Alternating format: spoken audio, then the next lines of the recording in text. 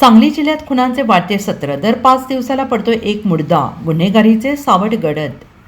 सांगली जिल्ह्यात गेल्या आठवड्यात एकाच दिवशी 3 ठिकाणी खून झाले. त्यानंतर रविवारी रात्री कौलापूर आणि कुपवाड येथे खुनाच्या आणखीन 2 घटना घडल्यात. गेल्या काही महिन्यात जिल्ह्यात खुनांचे प्रमाण दिवसेंदिवस वाढते आहे. नशेखोरी, चारित्र्याचा संशय आणि भाऊबंदकीच्या वादातून रक्तरंजित घटना घडत असल्याने जिल्ह्यात गुन्हेगारीचे सावट अधिकच गडद होते आहे. दर 5 ते 6 दिवसांनी जिल्ह्याला एक मुर्दा पाडला जातो आहे.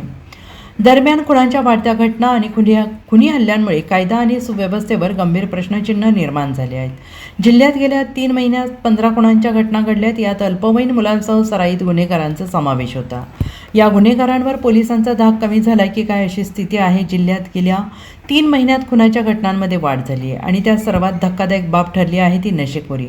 अनेक अल्पवयीन मुलेही नशेखोरीच्या विळख्यात अडकलेली आहेत. त्यातून वाद होऊन किरकोळ कारणावरून खुनाच्या घटना घडत आहेत.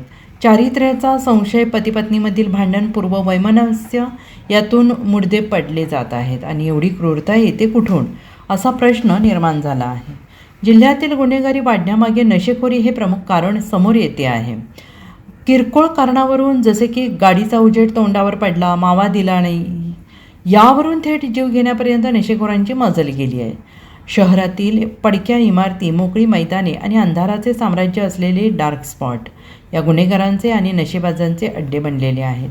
दम मारो दम म्हणत अंमली पदार्थांचे सेवन करणारी तरुण पिढी आणि अल्पवयीन मुले या विळख्यात अडकल्याने क्रूरतेचा कळस गाठला जातो आहे. Bureau report, SBN Marathi, Sangli.